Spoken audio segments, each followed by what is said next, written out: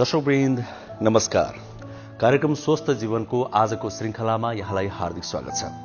कार्यक्रम लिएर आज पनि हामी उपस्थित भएका छौं। यो कार्यक्रम एनटीभी प्लस, एनटीभी इटारी र एनटीभी कोहलपुरबाट दैनिक प्रस्तुत हुने गर्छ, तर फरक फरक समयमा। कार्यक्रमको अवधि करिब 45 मिनटको रहने गर्छ। नेपालको संविधानमा स्वास्थ्यलाई मौलिक हकको रूपमा व्यवस्था गरिएको छ।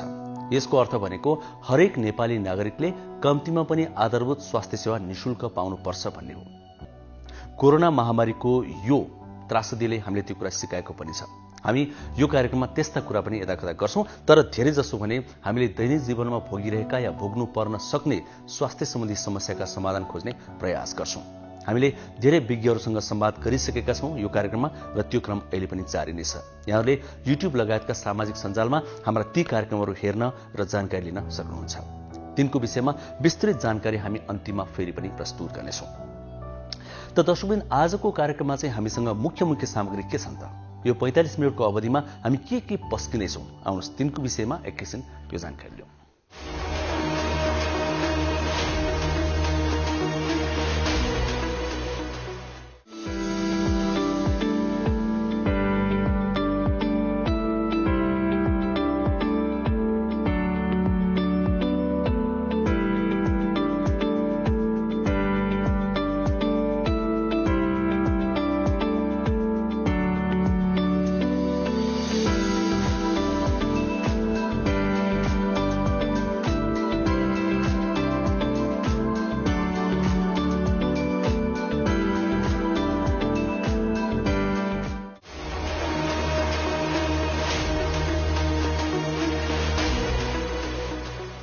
दर्शकवृन्द, यतिखेर देशमा स्थानीय निर्वाचन चलिरहेको छ।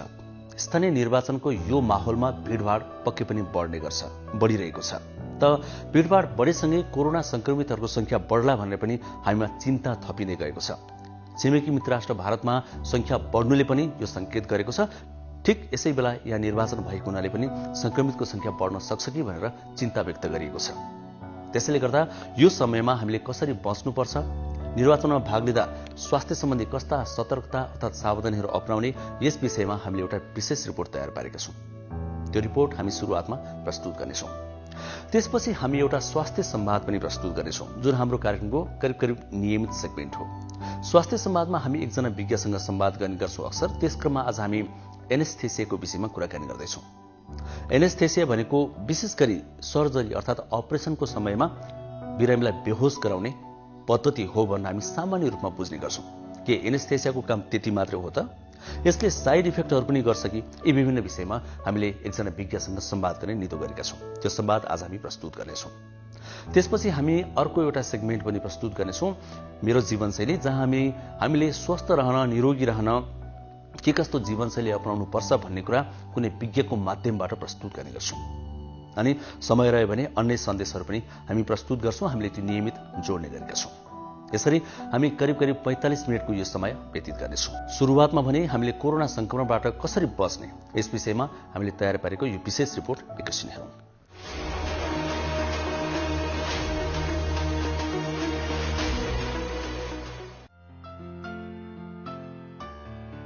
आज देशभर स्थानीय तहको निर्वाचन हुँदैछ। 77वटै जिल्लामा हुन लागेको निर्वाचनका लागि 35,221 जना उम्मेद्वार चुनावी मैदानमा छन् भने देशभर 14,05,112 जना मतदाता रहेका छन्। स्थानीय चुनावका लागि गाउँटोलदेखि दलका नेता कार्यकर्ताको दौडधुपका साथै आमसभा, र्याली र सभा सम्मेलन भएका छन्। 2 वर्षदेखि कोरोना महामारीबाट तङ्ग्रिन लाग्दै गर्दा नेपाल निर्वाचनमा होमिएको हो। चुनावका बेला हुने भीड़भाड़ले फेरि कोरोना संक्रमण बढाउने त होइन भन्ने चिन्ता पनि छ। छिमेकी राष्ट्र भारतमा पछिल्ला केही दिनदेखि कोरोना संक्रमण दर बढ्दै गएको छ। त्यस्तै चीनमा पनि संक्रमण दर बढेपछि केही शहरमा लकडाउन गर्नुपर्ने अवस्थाको सिर्जना भएको छ। चीन र भारतमा कोरोना संक्रमितको संख्या बढ्नुलाई विज्ञहरूले चौथो लहर फैलिन सक्ने चेतावनी दिएका छन्। विश्व स्वास्थ्य संगठनले कोरोना महामारी विश्वबाट हटेको घोषणा गरिसकेको छैन। नेपालमा संक्रमण दर कम भएको तर शून्यमा नझरेको र विश्वका विभिन्न देशमा कोरोनाका नयाँ भेरिएन्ट देखिने क्रम जारी रहेकाले नेपालमा पनि संक्रमणको जोखिम कायमै छ। त्यसैले निर्वाचनमा सहभागिता जनाउँदा स्वास्थ्यका मापदण्ड अपनाउन सरकारले आग्रह गर्दै आएको छ। गाउँदेखि शहरसम्म हुने चुनावी कार्यक्रममा सहभागी हुँदा जनस्वास्थ्यका मापदण्ड पालना गर्न बिर्सन नहुने जनस्वास्थ्यविदहरूको सुझाव छ। अहिले चीन र भारतमा फैलिएको संक्रमण ओमिक्रोनको परिवर्तित स्वरूप भएको अन्तर्राष्ट्रिय सञ्चार माध्यमले जनाएका छन्। ओमिक्रोनको संक्रमण दर बढी भएकाले नेपालमा पनि संक्रमण फैलन सक्ने र चर्कमा पुग्न सक्ने विज्ञहरूको भनाइ छ। चीनमा र भारत लगायत विश्वका विभिन्न देशमा संक्रमणको संख्या बढे पनि अस्पतालमा भर्ना भएका घटना न्यून संख्यामा छन्। नेपालमा कोरोना विरुद्धको खोप लगाउनेको संख्या पनि धेरै नै छ। तर खोप नलगाएका संक्रमित भएका व्यक्तिहरू चुनावी अभियान र मतदानमा सहभागी भएमा उनीहरूबाट कोरोना संक्रमण फैलने जोखिम बढी हुने चिकित्सक बताउँछन्। निर्वाचन आयोगले पनि कोरोना विरुद्धको स्वास्थ्य मापदण्ड पालना गर्न निर्देशन दिएको छ। आयोगले निर्वाचन र त्यसपछि दलहरूले आयोजना गर्ने र्याली कोड सभामा स्वास्थ्य मापदण्ड पालना गर्न गराउन आचार संहितामा स्पष्ट रूपमा उल्लेख गरेको छ। निर्वाचन आयोगले पनि कोरोना विरुद्धको स्वास्थ्य मापदण्ड पालना गर्न निर्देशन दिएको छ। आयोगले प्रत्येक निर्वाचन केन्द्रमा मास्क र सेनिटाइजरका साथै साबुन पानीको व्यवस्था गर्न निर्देशन दिएको छ भने स्वास्थ्य मापदण्ड अपनाउन आवश्यक सामग्री केन्द्रबाट पठाएको छ।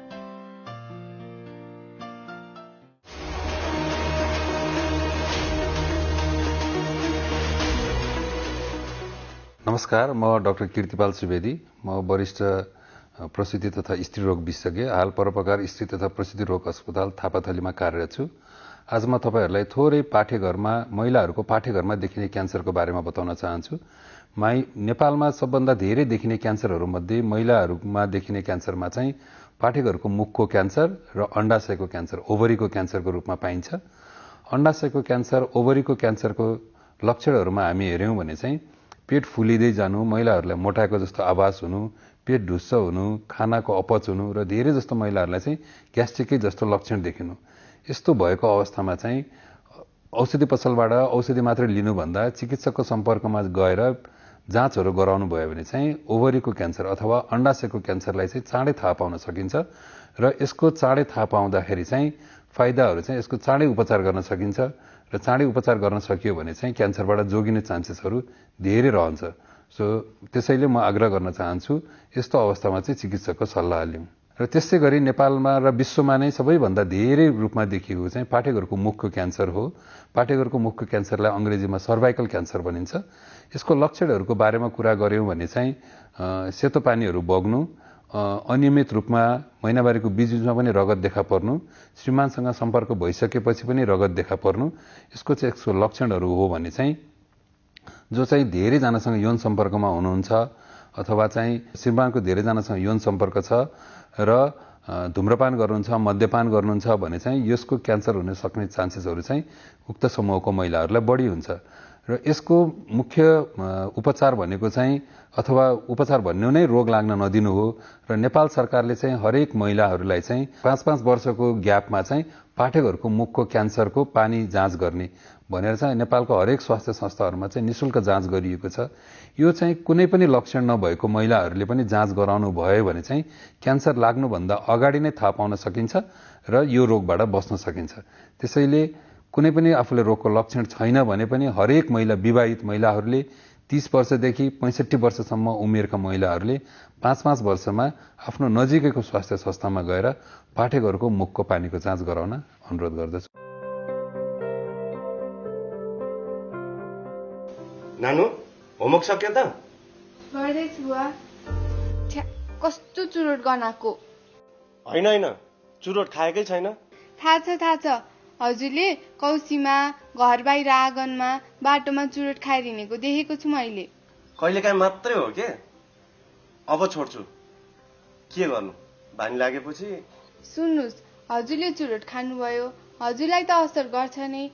हजुरले खाएको चुरोटको धुवाले हामीलाई पनि रोगी बनाउँछ। हामी रोगी भएको हजुरलाई मनपर्छ? होइन, मलाई त तिमी स्वस्थ फुर्तिलो भएको पो मनपर्छ। त्यसो भए सुन्नुहोस् बा, हाम्रो सरले भन्नुभएको चुरोटको धुवाको 3 तहको असर हुन्छ अरे। First hand, second hand, third hand. होइन के हो नानु यो first hand second hand third hand भनेको? जसले चुरोट खायो उसलाई चुरोटको धुवाले फर्स्ट ह्यान्ड असर गर्छ।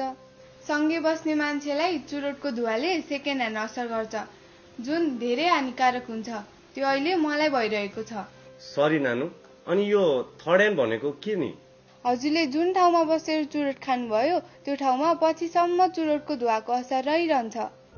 त्यही ठाउँमा पछि आएर बस्ने मानिसलाई पनि असर गर्छ, त्यो थर्ड ह्यान्ड भयो। ए बुझेँ, यो त ठुलो अपराध पो रहेछ। अब म प्रतिज्ञा गर्छु, आजैदेखि धुम्रपान त्याग गर्छु। धन्यवाद बुवा।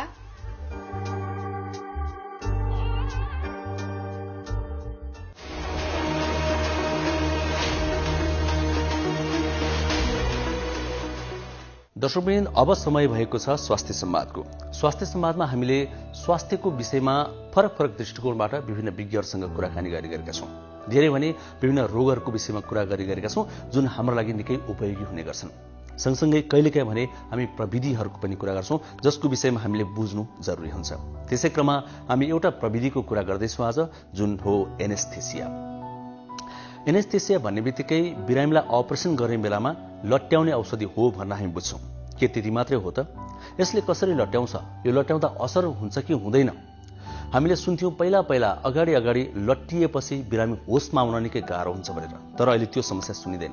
खास कुरा के हो? यी विभिन्न विषयमा हामीले एउटा संवाद गरेका छौं विज्ञसँग, जो एनेस्थेसियाका विज्ञ हुनुहुन्छ। आउनुहोस् एकैछिन हेरौं उहाँसँग हामीले गरेको यो संवाद, हाम्रो अर्को सेगमेन्ट स्वास्थ्य संवाद।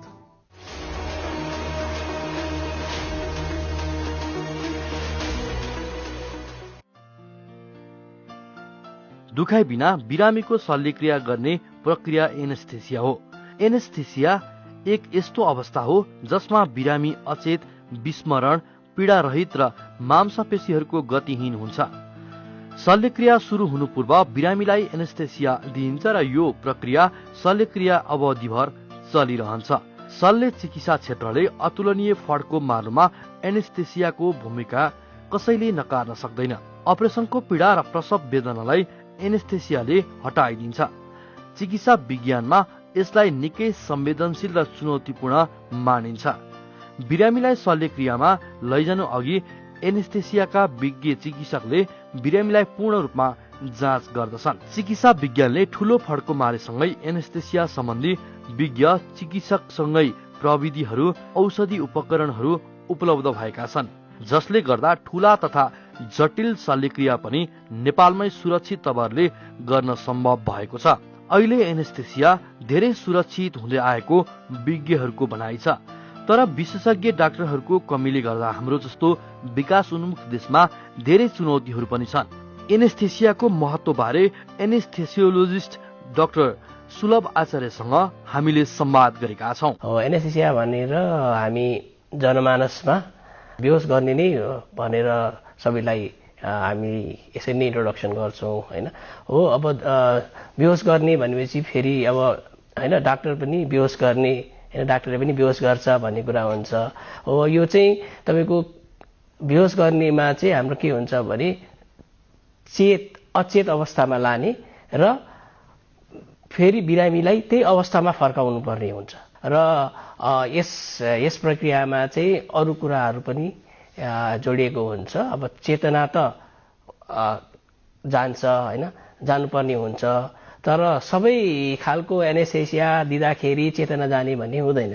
कुनै एनेस्थेसियामा चाहिँ बिरामी चाहिँ डाक्टर बिरामी चाहिँ एकअर्कासँग गफ गरी पनि बेहोस हुने वा लट्ठिने प्रविधिहरू हुन्छ हैन।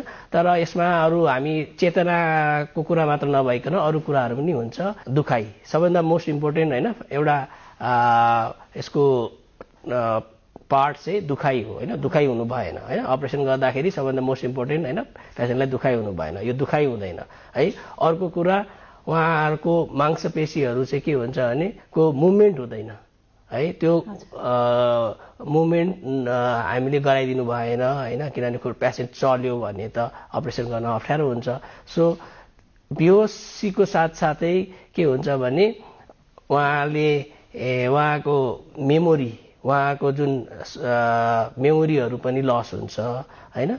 यसमा यो चाहिँ के हुन्छ नि पोहोरै बेहोस गर्ने भन्छौँ नि हामी, त्यो प्रक्रियामा चाहिँ यी सबै कुराहरू हुन्छ कि। तर हामी आजकल अब पुरै बेहोस नगरेर अब जनमानसमा आदि मात्र लट्याउने होइन त्यस्तो भन्ने जुन चलन छ त्यो चाहिँ हाम्रो रिजनल एनेस्थेसिया भनेर हामी प्र्याक्टिस गर्छौँ। हो त्यसमा चाहिँ के हुन्छ नि कुनै शरीरको कुनै अङ्ग मात्र पनि बेहोस गरेर वा लट्याएर चाहिँ अपरेसन गर्न हामी सक्छौँ। पहिला चाहिँ पुरै लट्याइन्थ्यो होइन, पुरै लट्याउँदाखेरि अब कोही नफर्किने रिक्स पनि भएको भएर अहिले चाहिँ शल्यक्रिया जहाँ गरिन्छ त्यही मात्र लट्याउने चलन आएको छ होइन, त्यो प्रविधि भित्र छ। तर त्यो सबै शल्यक्रियामा त्यो गरिन्छ कि कुनै चाहिँ पुरै लट्याउनु पनि छ अहिलेसम्म? एनेस्थेसियालाई दुईटा मेन हाँगामा बाँड्छौँ होइन। जस्तो जेनरल एनेस्थेसिया भन्छ जसमा चाहिँ हामीले अघि कुरा गरे जस्तै पुरै लट्याउने हुन्छ, र अर्को रिजनल एनेस्थेसिया भन्छ। त्यो यो रिजनल एनेस्थेसियामा चाहिँ हामीले अघि बनाए जस्तै कुनै अङ्ग मात्र लाटो बनाउने होइन। जस्तो हामी हातको शल्यक्रिया गर्दा हात मात्र लाटो बनाउने, खुट्टाको शल्यक्रिया गर्दा खुट्टा मात्र लट्याउने होइन।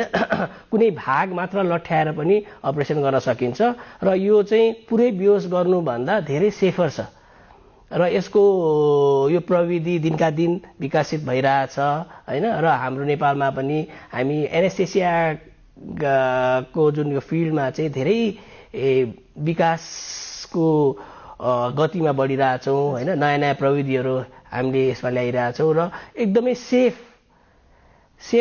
हाम्रो एनेस्थेसिया चाहिँ एकदमै सेफ प्र्याक्टिस भइरहेछ।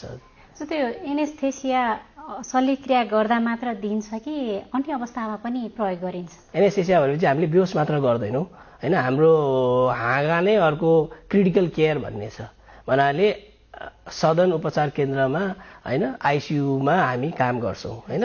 अब आइसियुमा हामी मात्र काम गर्दैनौँ, अरू फिजिसियन डाक्टर साहबहरू पनि काम गर्नुहुन्छ, तर आइसियुमा हाम्रो एउटा मेजर रोल हुन्छ होइन। आइसियुमा बेहोस गरेर मसिनमा राख्ने अरू थुप्रै प्रविधिहरू हुन्छन् होइन। त्यो आइसियुमा हामी एउटा काम गर्छौँ। अर्को चाहिँ हामी जस्तो सिटी स्क्यान एमआरआईहरू जहाँ हुन्छ त्यहाँ पनि साना बच्चाहरूलाई चाहिँ बेहोस गरेर सिटी स्क्यान गर्नुपर्ने हुनसक्छ वा एमआरआई गर्नुपर्ने हुनसक्छ, किनभने उनीहरू मान्दैनन् होइन। उनीहरूलाई समय एमआरआई गर्न त अझै 15देखि आधी घन्टासम्म लाग्न सक्छ है। त्यस्तो समयमा उनीहरू चल्ने ओर्ने गर्नेको हुनाले चाहिँ चल्दाखेरि तपाईँको एमआरआईहरू गर्दाखेरि फिल्महरू राम्रो आउँदैन।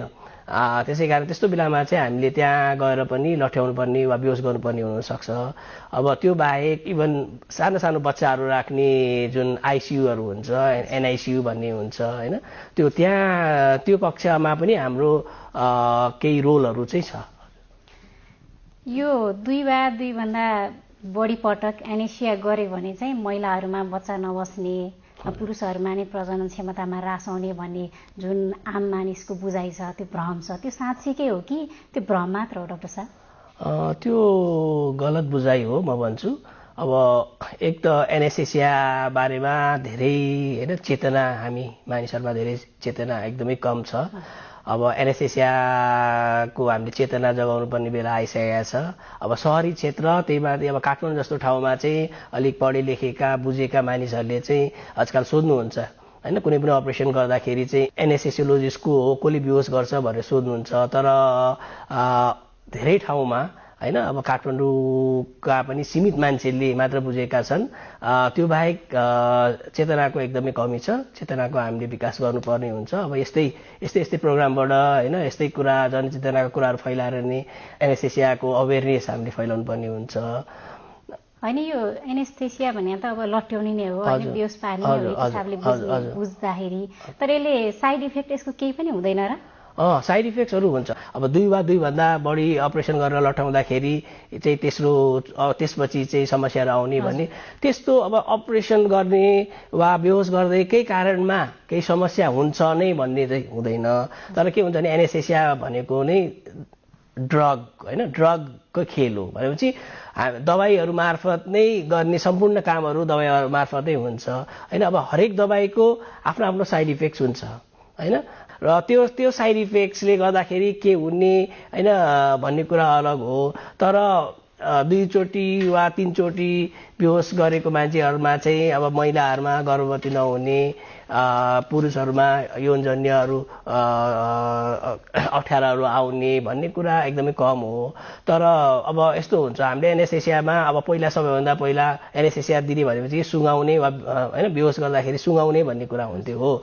त्यो चाहिँ एउटा फर्म अफ एनेस्थेसिया हो, जस्तो इनहेलेसनल एनेस्थेसिया भन्छौँ कि हामीले हो। त्यसको अहिले होइन पहिला हामी इथरबाट सुरु भएको थियो होइन, एनेस्थेसियाको प्र्याक्टिसै पहिला होइन इथरबाट मोडर्न एनेस्थेसिया। आज हामी चाहिँ मोडर्न एनेस्थेसियाको युगमा छौँ होइन। आजभन्दा 175 वर्षभन्दा अघि चाहिँ देखि चाहिँ यो मोडर्न एनेस्थेसियाको डेभलपमेन्ट भयो, जहाँ चाहिँ इथरको चाहिँ डेमोन्स्ट्रेसन भयो सबैको माझमा कि यो एउटा दबाई हो, यसले चाहिँ यसरी काम गर्छ, यसरी बेहोस गर्न सकिन्छ भन्ने कुरा त्यहाँबाट सुरु भयो होइन। र त्यो आज चाहिँ थुप्रै दबाईहरू, त्यो त आजकल हामीले इथरहरू युज गर्न छोडिसक्यौँ, किनभने त्यसको आफ्नो आफ्नो साइड इफेक्ट सबैले भने जस्तै थियो।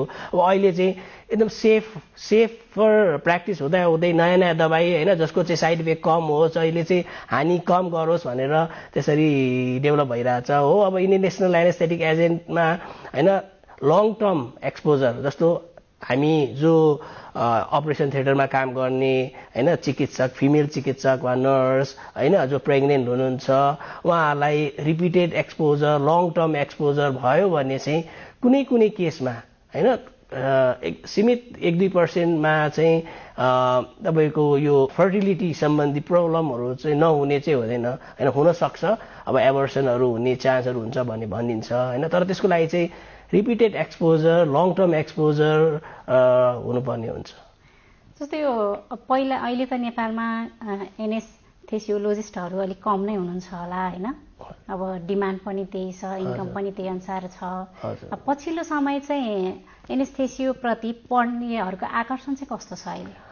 आज अहिलेको स्थितिमा चाहिँ हामी एनेस्थेसियोलोजिस्टहरू नम्बर काउन्ट गर्ने भने एडुकेट नम्बरमा हामी हुन आँटिसक्यौँ होइन, अझै पुगेको छ। अब WHO को गाइडलाइन्स अनुसार त तपाईँको 1 लाख पपुलेसनको लागि 5 जना एनेस्थेसियोलोजिस्ट चाहिन्छ भन्छ।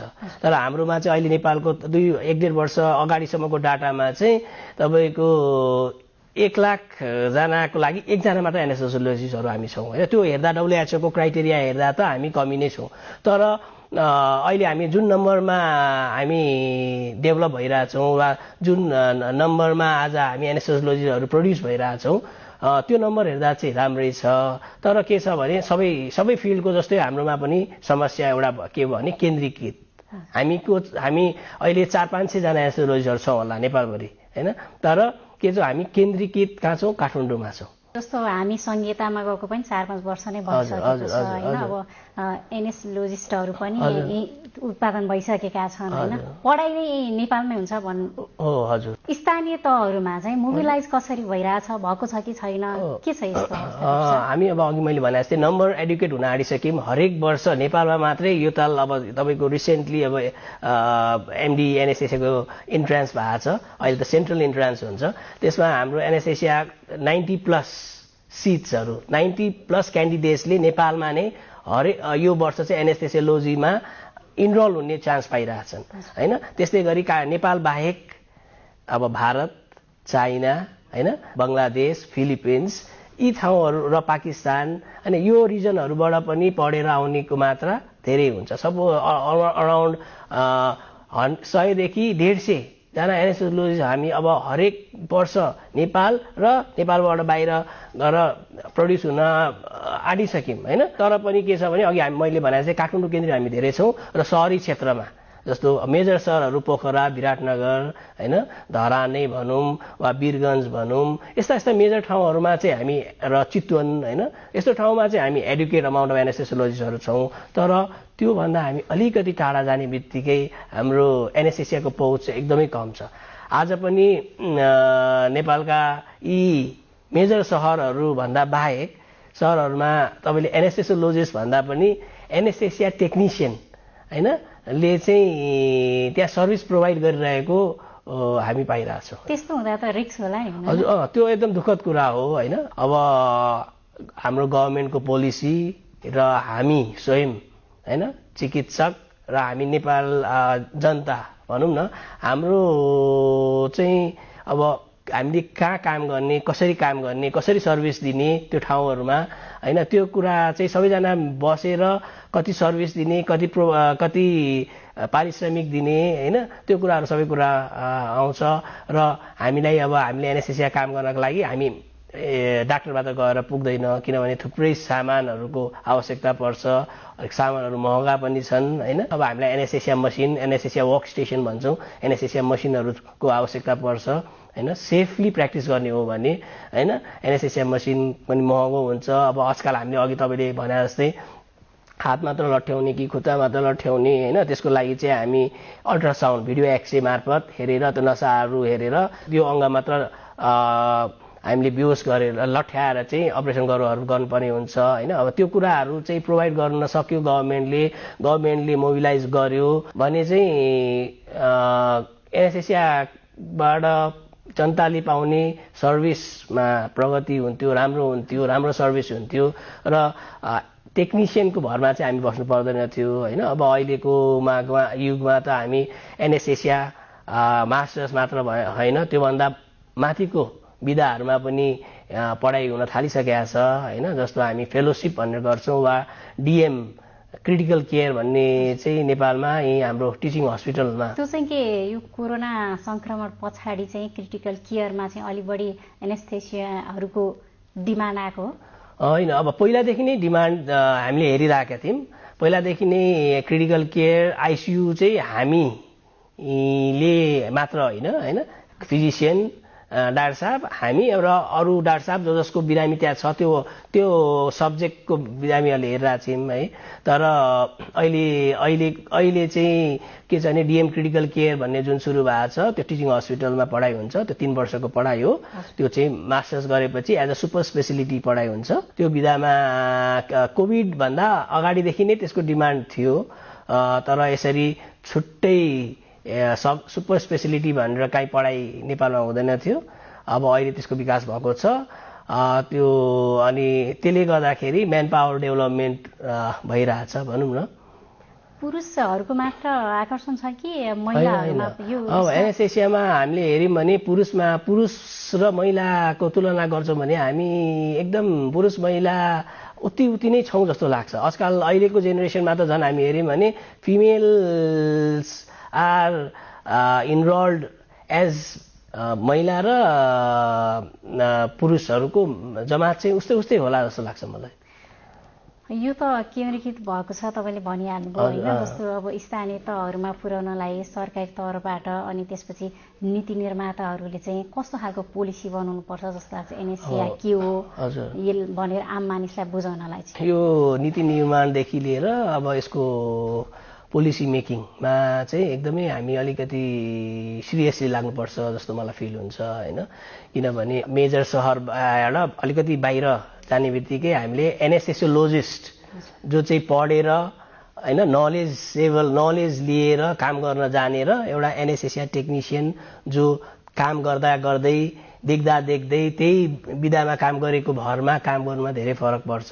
सो पोलिसी मेकिङमा चाहिँ यसलाई अलिक सिरियसली लिएर म्यान पावरलाई कसरी पठाउन सकिन्छ र सबभन्दा प्रभाव म्यान पावर पठाउनुभन्दा अगाडि संरचनाको डेभलपमेन्ट गर्नु पर्यो होइन। एनएसएसया दिनको लागि एउटा अपरेसन थिएटर राम्रो, त्यसमा चाहिने पूर्वाधार, त्यसमा चाहिने एनएसएसयाका दबाईहरू, एनएसएसयाका अरू इक्विपमेन्ट्सहरू, त्यो सबै कुरा प्रोभाइड गर्यो भने चाहिँ बिस्तारै किनभने हामी आज त एनएसएसोलोजिस्टको अमाउन्ट अब राम्रैमा डेभलप भइसकेका छौँ होइन। सो यसरी नै पोलिसी त्यही अनुसार आयो भने चाहिँ डाक्टरहरूलाई पनि दुर्गम जानलाई पनि कुनै समस्या हुँदैन होला।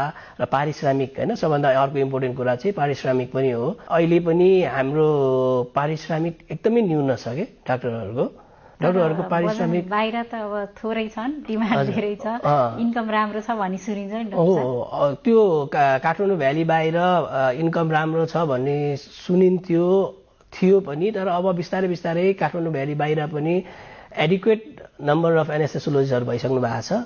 त्यसै कारण पहिला जस्तो एनएसएसोलोजिस्ट पाउन गाह्रो छैन, तर पनि हामी केन्द्रीकृतै छौँ। हजुर, अहिले उत्पादन भएका एनएस जति पनि छन् होइन उत्पादन भएका मेन पावरहरू तिनलाई मोबिलाइज गर्न चाहिँ किन के कुराले अड्केको हो या गर्न नसकिएको? यदि मोबिलाइज गर्ने हो भने पुग्छन् कि पुग्दैनन्? मोबिलाइज गर्ने हो भने एडुकेट अमाउन्टमा सबैतिर जमात नपुगे पनि देशको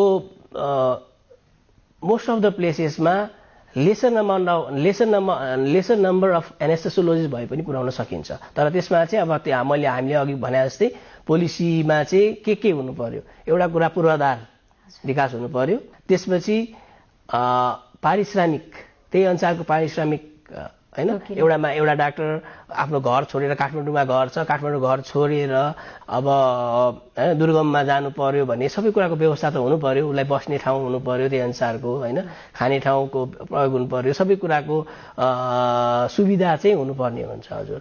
अब हामी अहिले कर्णालीको कुरा गरौँ हैन, कर्णाली जुन हाम्रो प्रतिष्ठान छ त्यहाँ पनि एनेस्थेसियोलोजीमा चाहिँ मास्टर्स लेभलमा चाहिँ पढाइ सुरु भएको छ। आम मानिसलाई बुझाउन चाहिँ के गर्नु पर्ला? आम मानिसलाई हामीले बुझाउनु पर्ने हुन्छ, हामी स्वयं आफैले, किनकि धेरैले बुझेका छैनन् हैन। धेरैले त्यो धेरैलाई एनएसएसको काम के हो, किन आवश्यक छ भन्ने कुरा त्यो जनतालाई आफै पनि थाहा हुने कुरा होइन, जनचेतनाको कुरा हो।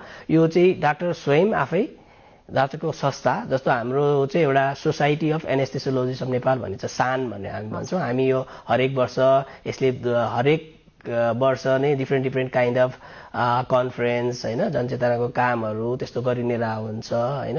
अब त्यो माध्यमबाट अब तपाईँको डिजिटल माध्यमहरूबाट अब कुनै एडभर्टिजमेन्टहरूबाट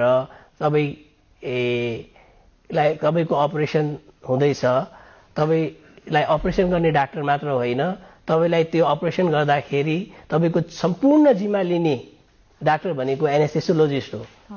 तपाईँलाई बेहोस बनाउने, तपाईँलाई बेहोसबाट फेरि चेतको अवस्थामा ल्याउने, तपाईँलाई दुखाइ कम गराउने होइन, तपाईँलाई अपरेसन हुँदाखेरि बेहोस हुँदाखेरि कुनै कुराको स्मरण नहोस् भनेर त्यसको ख्याल गर्ने, तपाईँको सम्पूर्ण रक्तचापदेखि लिएर तपाईँको पिसाब, तपाईँको जीवनमा चाहिने पानीको मात्रा, सबै कुरा, मुटुको धड्कनदेखि लिएर होइन सम्पूर्ण हेरविचार गर्ने चाहिँ डाक्टर हुनुहुन्छ है। त्यहाँ एउटा मानिस हुन्छ, एउटा ऊ चाहिँ एनेस्थेसियोलोजिस्ट हो, ऊ बेहोस गर्ने डाक्टर हो, उसलाई हामीले सर्वसाधारण भाषामा भन्दा बेहोस गर्ने डाक्टर भन्छौँ, तर उहाँ चाहिँ एनेस्थेसियोलोजिस्ट डाक्टर हो।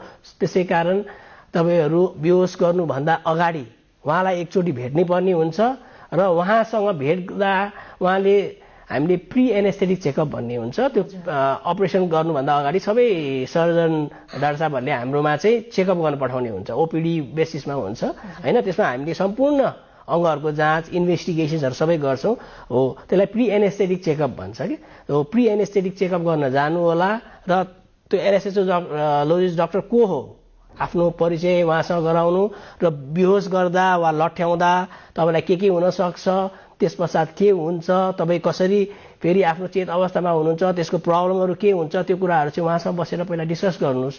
र तपाईँलाई बेहोस गर्ने चाहिँ एउटा एनेस्थेसियोलोजिस्ट डाक्टर नै चाहिन्छ, पढेको र काम गरेको डाक्टर नै चाहिन्छ र एनेस्थेसिया टेक्निसियनबाट मात्र तपाईँ सेफली एनेस्थेसिया प्र्याक्टिस पाउनुहुन्न, तपाईँ सेफ हुनुहुन्न भन्ने कुरा चाहिँ हामीले जनमानसमा यो कुरा चाहिँ बुझाउनै पर्ने हुन्छ।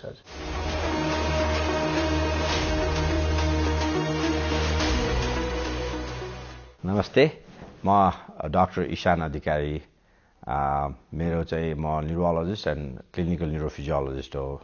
मेरो विशेषज्ञता भनेको छारे रोग अनि नसा एवं मांसपेशी र अटोनोमिक डिसअर्डर, अर्को चाहिँ स्वायत्त प्रणाली सम्बन्धी विशेषज्ञता लिएर म चाहिँ अमेरिकाको 18 वर्षको बसाइपछि एसोसिएट प्रोफेसर भएर नेपाल फर्केर छायारोग विरुद्धको अभियानमा लागेको छु। यसमा छायारोग भनेको भन्नाले हाम्रो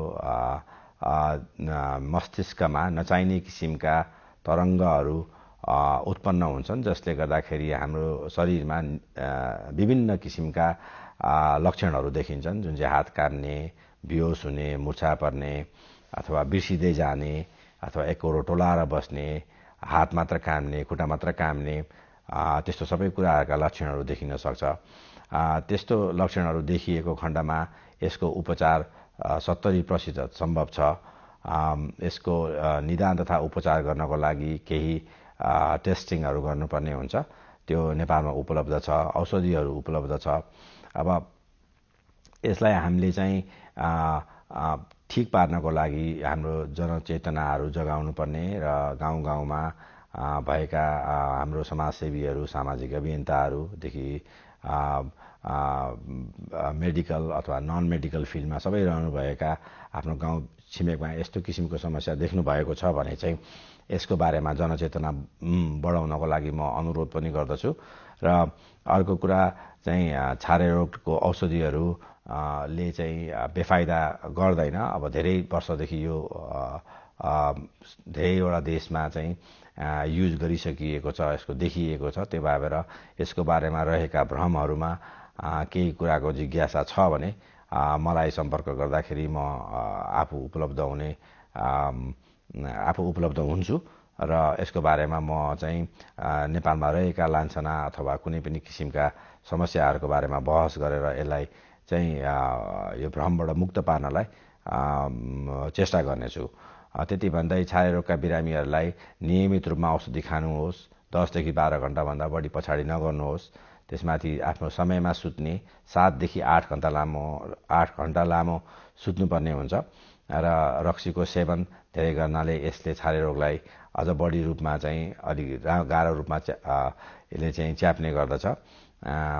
यो कुनै पनि किसिमको भूत प्रेत लागेर देवी देवता चढेर हुने रोग होइन। यो चाहिँ मस्तिष्कभित्र नचाहिने किसिमको तरङ्गहरू पैदा भएर हुने कुरा हो र यसका कारणहरू निकै नै छन्। यो गर्भैदेखि बच्चालाई पनि हुन्छ भने बीचको उमेरका मान्छेलाई पनि हुन्छ र वयस्क मान्छेहरूलाई पनि हाम्रो मस्तिष्क चाहिँ सानो हुँदै गएको खण्डमा त्यसबाट पनि धेरै किसिमका तरङ्गहरू पैदा हुन्छन्। त्यो भएर यसका निकै प्रकार छन्, यसका निकै कारणहरू छन् र यो ठिक पार्न सकिन्छ। 70%लाई 30% अरूलाई हामीले औषधि दिएर पुरापुरी कन्ट्रोल गर्न सक्छौँ। त्यो भएर छारे रोग विरुद्धको अभियानमा म लागि परेको छु। आउनुहोस्, साथ दिनुहोस्। यसलाई हामीले पक्का पनि ठिक पार्न सक्छौँ। हात धुन्छौ र साबुन पानीले धुन्छु नि, कति बेला धुन्छौ र छिनछिनमै धुन्छु नि।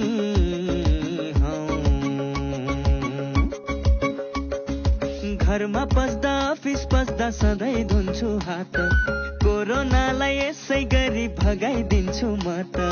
घरमा पस्दा अफिस पस्दा सधैँ धुन्छु हात, कोरोनालाई यसै गरी भगाइदिन्छु म त। भान्सा छिर्नु अगाडि, खाना खानु अगाडि, जहाँ त्यही छोएपछि हातले छोपी खोकेपछि। हात धुन्छौ र साबुन पानीले धुन्छु नि, कति बेला धुन्छौ र छिनछिनमै धुन्छु नि। कोरोनाबाट बच्ने 3 उपायहरू: व्यक्ति बीच 2 मिटर टाढा बस्ने, घरबाट बाहिर निस्कँदा मास्क लगाउने र बेला बेलामा साबुन पानीले मिची 20 सेकेन्डसम्म हात धुने। कोरोनाबाट आफू पनि बचाउँ र अरूलाई पनि बचाउँ। नमस्कार, म doctor Pradeep Sapkota, college of प्रत्यारोपण सर्जन, कलेजको सर्जन। धेरै मानिसहरूलाई हामीहरूलाई थाहा छ रक्सी सेवनले गर्दा धेरै कलेजो खराब हुने र यस सम्बन्धित रोगहरू लाग्ने हुन्छ। त्यसैले विवाह, व्रतबन्ध, भोज भतेर जे गर्दा पनि संयमित भएर थोरै मात्रामा मात्र सेवन गरौँ, जथाभावी रक्सीको सेवन नगरौँ। यसले गर्दा कलेजो फेल हुने, कलेजोले निम्त्याउने अरू समस्याहरू आइपर्ने हुन्छन्। त्यसै गरी जब कलेजो फेल हुन्छ, कलेजोले काम गर्न छोड्छ, त्यसपछि कलेजो प्रत्यारोपणको विकल्प हुँदैन। त्यसैले यदि हाम्रो घर छिमेकमा कसैलाई कलेजो प्रत्यारोपण गर्नुपर्ने भएको छ तर अङ्गदाता मान्छेहरू हुनुहुन्न, भेटिनु भएको छैन र बिरामीको ज्यान जाने अवस्था सृजित भएको छ, त्यस्तो बेलामा यहाँहरूले आफ्नो छरछिमेकीका आफ्ना आफन्तीहरूलाई भक्तपुरमा रहेको अङ्ग प्रत्यारोपण केन्द्रमा मस्तिष्क मृत्यु भएपछिको अङ्गदान गर्ने व्यवस्था रहेको र त्यहाँ गएर आफ्नो नाम सूचीकृत गर्नुहुन यहाँहरूले सल्लाह दिन सक्नुहुन्छ। त्यस्तै अर्को कुरा, कलेजोबाट बच्नको लागि नियमित व्यायाम गर्ने, धेरै चिल्लो रहेको खानाहरू नखाने, शारीरिक व्यायामहरू गर्नुहोला।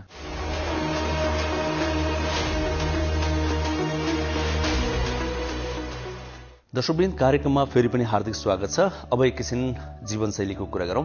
पछिल्लो समयमा हामी अलि विलासी बन्दै गएका छौँ। हाम्रो जीवनशैली अलि फरक बन्दै गएको छ। हामीले स्वादको लागि बढी खानेकुरा खान थालेका छौँ, स्वास्थ्यको लागि भन्दा पनि।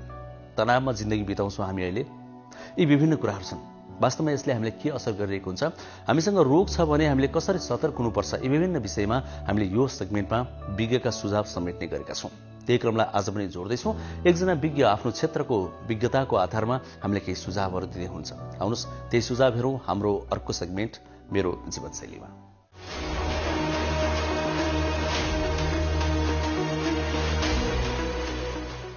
नमस्कार, म प्राध्यापक डाक्टर रवि साके, हाल पाटन अस्पतालको निर्देशक। म व्यवसायले चाहिँ म मनोचिकित्सक हुँ। मेरो दिनचर्या कुरा गर्नु पर्यो भने चाहिँ अब व्यस्त नै रहन्छ भन्नु पर्ला। म प्राय जसो बिहान चाँडै उठ्ने म पर्छु। बिहान म 5, 5:30 सम्म उठेर म सुरुमा नै एकदम मेरो रेडियोमा चाहिँ शास्त्रीय गीतहरू चाहिँ म सुन्ने गर्दछु। अनि त्यसपछि बिस्तारै अनि 6 बजेतिर न्युजहरू आउन थालेपछि म उठेर अलिअलि व्यायाम गर्दै त्यो न्युजहरू सुन्छु र फ्रेस हुन्छु। र त्यसपछि आएर मेरो कामकाजहरू त म गइ नै हाल्छु। र म मानसिक स्वास्थ्यको विशेषज्ञ भएको नाताले चाहिँ म यो मानसिक स्वास्थ्यलाई नै कसरी मेन्टेन गरौँ भन्ने नै कुरामा केही बोल्न चाहेँ मैले। हामी सबैले चाहिँ यो तनाव भयो कि रोग लाग्छ भन्ने चाहिँ सोच्छ, त्यस्तो होइन। तनाव चाहिँ सही किसिमले व्यवस्थापन गर्न चाहिँ सिक्नुपर्छ। तनाव व्यवस्थापन गर्ने थुप्रै उपायहरू छन्। एक नम्बर उपाय भनेको त तपाईँले जे चिजलाई तनाव हुन्छ त्यसको लागि चाहिँ राम्रो प्रिपरेसन गर्ने हो हैन। अब कहिलेकाहीँ चाहिँ अब प्रिपरेसन गर्दा गर्दै पनि अवाञ्छित अशोचनीय तनावहरू आइपुग्छन् र त्यस्ता तनावहरू हुँदाखेरि त्यसलाई भुल्ने र दिमागलाई चाहिँ एकछिन चाहिँ फ्रेस गर्ने चाहिँ हामीले सधैँ कोसिस गर्नुपर्छ। र त्यो म चाहिँ सङ्गीतलाई चाहिँ यो तनाव व्यवस्थापनको एकदमै भरपर्दो माध्यमको रूपमा लिन्छु। धेरै मान्छेहरू कोही योगा गर्लान्, कोही खेलकुद खेल्लान् हैन, कोही चाहिँ अब गएर टिभी हेर्ने, मुभी हेर्ने भने जस्तो गरेर यो इन्टरटेनमेन्ट गर्छन् होला। र यो गर्न एकदम जरुरी छ, तनाव व्यवस्थापनको एउटा पार्ट हो। म चाहिँ एक किसिमले चाहिँ सङ्गीतलाई चाहिँ सहारा लिन्छु। र त्यसमा म सबैलाई के भन्न चाहन्छु भन्दाखेरि सङ्गीत सुन्नु आफैमा पनि एकदमै राम्रो हो। र यदि तपाईँ अझ त्यसमा पर्फर्म गर्नुहुन्छ, गीत गाउने, बजाउने, केही गर्नुभयो भने त्यसले अझ तपाईँलाई चाहिँ हेल्प गर्छ। यसले मानसिक स्वास्थ्यलाई त राम्रो गर्छ साथै त्यसले शारीरिक स्वास्थ्यलाई पनि प्रवर्धन गर्छ भन्ने चाहिँ म ठान्दछु।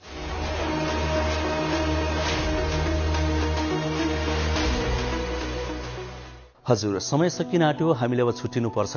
हामी बारम्बार भन्ने गर्छौँ कार्यक्रममा कि कार्यक्रम कस्तो लाग्छ सुझाव प्रतिक्रिया दिँदै गर्नुहोला। तिनकै आधारमा हामी कार्यक्रम निर्माण गर्ने गर्छौँ। अर्को कुरा, स्वास्थ्य सम्बन्धी कुनै जिज्ञासा या प्रश्न छ भने पनि हामीलाई भन्न या लेख्न सक्नुहुन्छ। यहाँले आफ्नो नाम नलेख्दा पनि हुन्छ, हामी सम्बोधन गर्छौँ त्यो जिज्ञासालाई, त्यो प्रश्नलाई, त्यो सुझावलाई। त्यसका लागि विभिन्न माध्यम प्रयोग गर्न सक्नुहुन्छ। स्क्रिनमा देखाइरहेको नम्बरमा फोन गर्दा पनि हुन्छ, 24 घण्टा यो नम्बर खुल्ला हुन्छ। त्यही नम्बरमा SMS गर्दा पनि हुन्छ, भाइबर गर्दा पनि हुन्छ। अर्को कुरा भनिहाल्नु दर्शकवृन्द, यो कार्यक्रम NTV प्लस, NTV इटहरी र NTV कोहलपुरमा दैनिक रूपमा प्रस्तुत त हुन्छ नै, त्यो सँगसँगै हामीले विभिन्न सामाजिक सञ्जाल माध्यम मार्फत पनि यो कार्यक्रमलाई प्रस्तुत गर्ने गरेका छौँ। त्यसको विषयमा विस्तृत जानकारी स्क्रिनमा देखाइरहेका छौँ। युट्युबमा हेर्न सक्नुहुन्छ, नेपाल टेलिभिजनको मोबाइल एप्समा, वेबसाइटमा, फेसबुकमा, विभिन्न माध्यममा हेर्न सक्नुहुन्छ। हामी छुट्टिन्छौँ। आजलाई छुट्टिनुभन्दा अगाडि यतिखेर चुनावको माहौल छ। हामीले भनिरहेका छौँ स्थानीय निर्वाचन देशभरि चलिरहेको छ। भिडभाड स्वाभाविक रूपमा बढिरहेको छ। जनस्वास्थ्यका मापदण्डहरू पालन गर्दै गर्दै यहाँहरूले पनि निर्वाचनमा सहभागिता जनाउनुहोला, हामी हार्दिक आग्रह गर्छौँ। छिमेकी मित्र राष्ट्र भारतमा संक्रमितहरूको संख्या बढेको छ, त्यो यता नाउला भन्न सकिँदैन। समयमै सोचौँ, पछि पछुताउनुभन्दा अहिले सोचेर सतर्क भएको राम्रो। भोलि भेटौँला। आजलाई छुट्टिन्छौँ। हस्त, नमस्ते।